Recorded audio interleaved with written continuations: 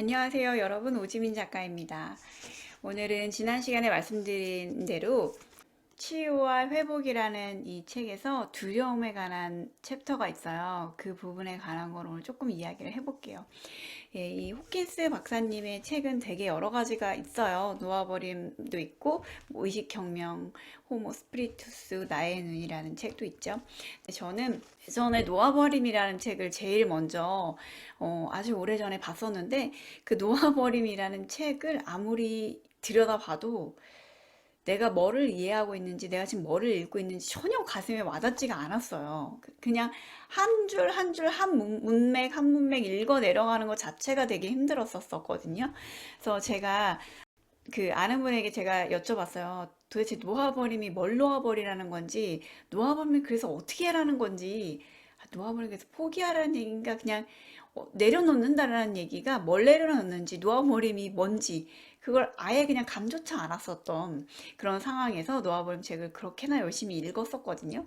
네, 필사도 해보고, 제가 기억에 나는 거는 저희 엄마 돌아가시면서 그냥 그 놓아버림이라는 거의 의미를 나 이렇게 이해하는구나 라고, 제가 그냥 그 저의 경험 안에서 그거가 놓아버림이 바로 이거구나, 내맡김이라는 거가 바로 이런 거구나 라는 거를, 제가 그냥 그 힘든 시간, 그 실현의 시간을 통과하면서 경험으로 이해를 했었던 것 같아요. 그래서 경험으로 느낌으로써 아는 거, 그거가 영적인 성장이라고 하잖아요. 네, 그리고 나서 이 호킨스 박사님의 책을 한참 이후에 보는데 어떤 건지 되게 이해가 잘 되더라고요. 그래서 오늘은 스트레스, 뭐 건강, 성, 노화, 가정, 뭐 몸무게 줄이기, 우울증, 뭐 이런 거, 알코올 중독, 암 이런 거가 다 나와 있어요. 마지막엔 죽음에 관한 거까지 나와 있는데 한 챕터의 페이지 수가 꽤 돼요. 그래서 저는 이 걱정과 두려움, 불안, 요 챕터를 좀 많이 반복해서 읽었었던 시기가 있는데, 이것만 읽어보셔도, 저는 호키스 박사님 이 책은 되게 뭐라고 해야 되나, 이거를 이렇게 굉장히 실용적으로 여기 막 설명을 해 놓으신 게 아니라, 이분의 책을 읽으면 뭔가 아주 깊은 차원에서 뭔가 건드려지는 거가 있는데, 조금 같이 읽어보면서 이 박사님이 하시는 이야기를 좀 같이 얘기 나눠볼게요. 우리는 보통이요, 몸을 우리 스스로 하고 동일시를 해서 나는 몸이다라고 생각을 하죠. 그런데 몸은 자신을 경험할 수가 없다. 몸이 곧 자신이라는 생각은 진실이 아니다. 우리가 경험하는 거는 몸이 아니고요. 몸의 오감을 경험하는 거래요. 몸이 경험하는 게 아니라 의식. 결국에 우리 의식 있잖아요. 의식이 마음 안에서 일어나는 거를 자각하게 해주는 거. 왓칭에서 하는 그 이야기, 왓칭이라는 김상호 저자님의 책, 그 책하고 또 동일한 이야기죠. 나는 몸이 아니다. 몸은 나를 경험할 수가 없고, 우리는 몸의 오감을 경험하는 것인데, 그거는 어디서 해요? 우리가 그거를 인지하는 자리는 의식이라는 거예요. 의식은 마음 안에서 일어나는 것들을 자각하게 해준다. 의식이 없으면 몸이나 마음에 대한 자각도 없고, 마음이 없으면 감각이나 몸에 대한 자각도 없다. 그래서 우리가 느끼는 두려움이요, 그냥 의식의 한 단계임을 이해하면, 인식하면, 두려움이 의식의 한 단계임을 인식하면 이 의식의 단계에서 두려움이 모든 것에 들러붙어 있음을 깨닫는다. 네, 모든 거에 다 그냥 두려워요. 어머니를 잃으면 어떡하지 하는 두려움이 일어나고, 뭐 죽음이나 병에 대한 두려움, 그리고 돈을 사랑하면 돈을 잃거나 탐욕스럽고 비난받을 것을 또 두려워하죠. 네, 이렇게 두려움에 빠진 사람은 모든 것에 두려움을 갖다 붙이기 때문에 생각나는 모든 것이 두려움의 에너지 장 속으로 들어가 두려움으로 물든다.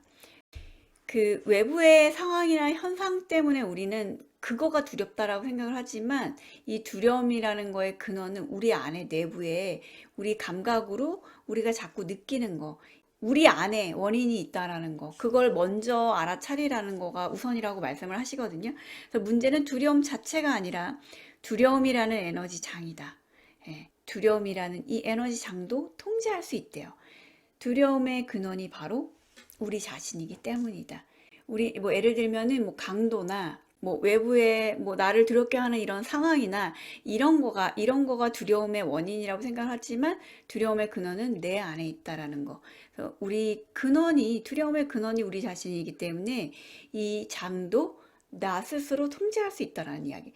두려움을 다스리면요, 먼저 내 두려움의 근원이 바로 나라는 진실을 인정해야 한다. 그래서 남들 이렇게 투사하거나 외부의 탓을 돌리지 않는 거, 모든 거는 다 내 탓이라는 걸 먼저 인정하는 거가 먼저라는 거거든요. 그래서 두려움의 근원은 우리 내부에 존재한다. 우리의 의식 속에서 두려움이 일어난다라는 거를 나 스스로 자발적으로 인정을 해야 된다고 해요. 삶에서 두려운 어떤 거, 이미 일어났거나 일어날 것 같은 두려운 일을 한번 상상해보자. 어떤 증상이 나타나든 자신이 실제로 무엇을 경험하고 있는지 알려면 내면을 들여다봐야 한다. 자신이 실제로 경험하는 것이 곧 근본적인 진실을 말해주기 때문이다. 경험에 대한 생각이나 경험에 투사시킨 개념들은 절대 진실이 아니다. 경험에 붙은 딱지가 아니라 자신의 내면에서 실제로 경험하는 것이 바로 진실이래요. 그래서 내면을 들여다볼 때는 경험되는 것을 경험하지 않으려는 저항을 내려놓아야 한다. 예를 들어 입술이 마르는 것에 대한 저항도 내려놓으래요. 입술이 말라도 그대로 인정하고 기꺼이 맞아들인다. 이런 모든 저항을 내려놓으면요, 경험되고 있는 느낌을 생각하지 않고 다른 곳으로 주의를 돌릴 수가 있대요. 여기 다가오는 경험들을요, 그대로 인정하고 기꺼이 맞이하면 두려움이 줄어든대요. 그래 더 겪어보자 라고 말하는 것이다. 이거를 얼마나 두려운지 더 겪어보자 라고, 이거를 그냥 입술이 말라도 괜찮아 하고 있는 그대로 마르는 내 입술을 인정하고 맞아들이래요.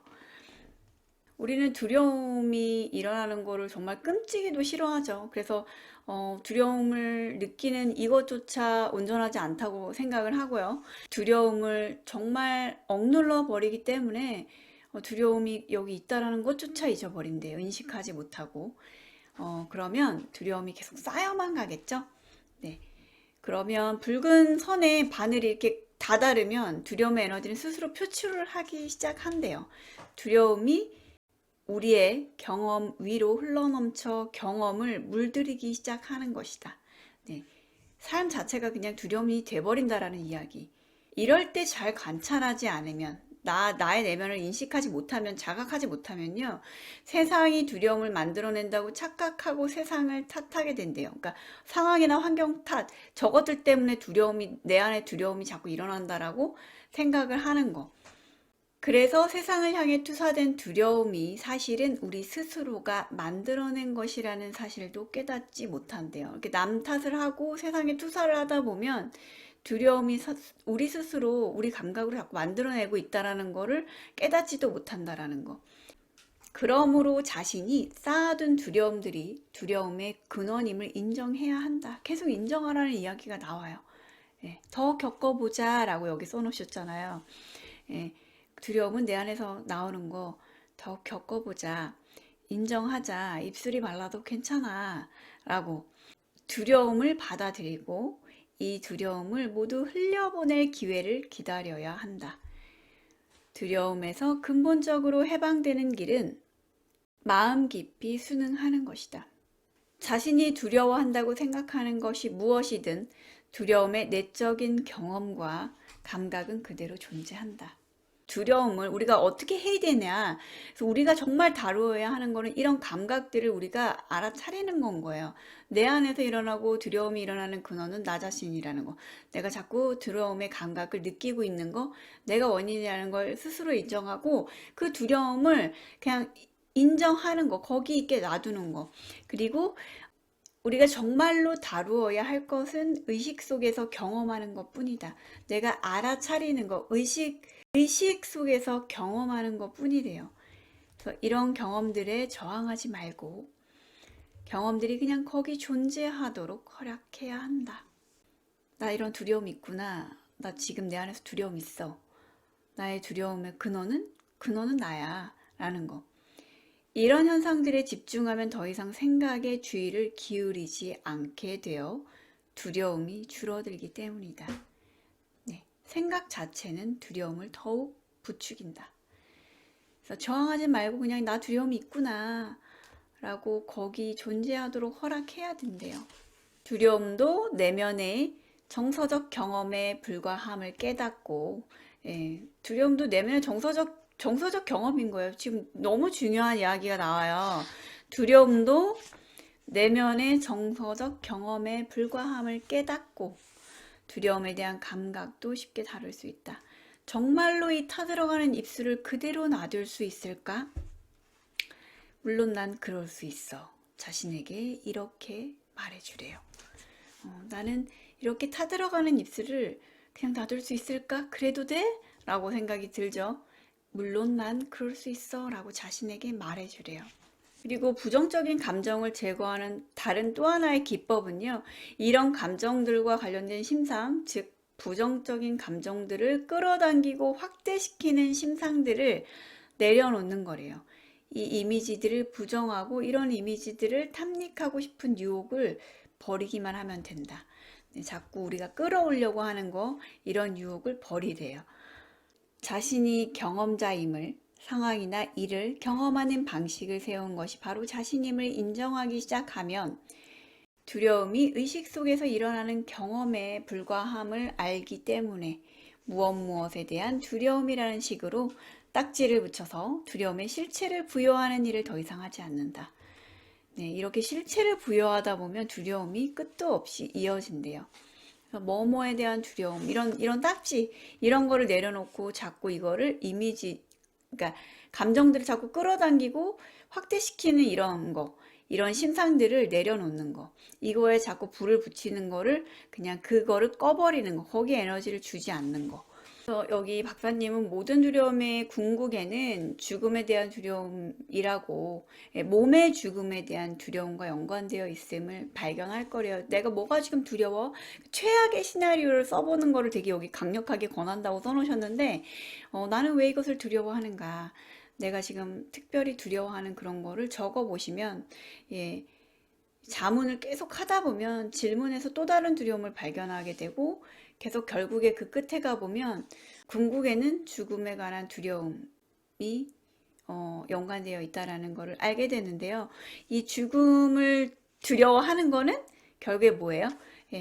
우리 몸이 나 자신이라고 생각하기 때문에, 내가 죽으면 내가 사라진다라고 생각하는 그것 때문인데, 죽음을 한번 떠올려 보고요. 죽음의 느낌과 감각에 대한 저항을 내려놓으면 정말로 놀라운 경험을 하게 된다. 결국에 이 죽음에 관한 두려움이 가장 궁극인데, 이 죽음에 대한 느낌과 감각에 대한 저항을 내려놓으래요. 결국에는 죽음에 대한 감각을 어떻게 내려놔요, 우리가. 근데 결국에 이분이 말씀하시는 메시지는 정말 최악의 시나리오 속에서도 살아남을 수 있다라는 거. 내 몸이 내가 아니라는 거를 계속 설명을 해 놓으셨잖아요.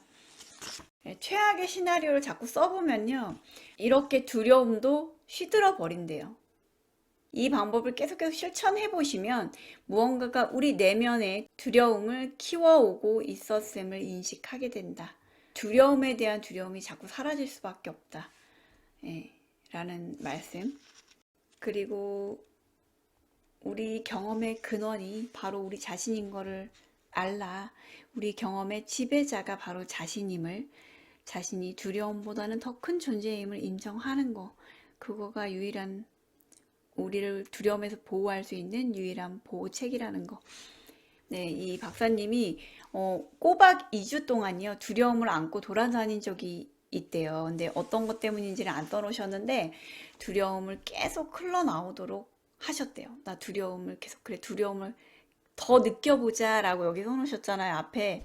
근데 이분이 내 두려움을 이 온몸을 타고 오싹한 전율을 느꼈지만 이를 보러 다니시면서 두려움이 그냥 계속 흘러나오도록 하셨대요.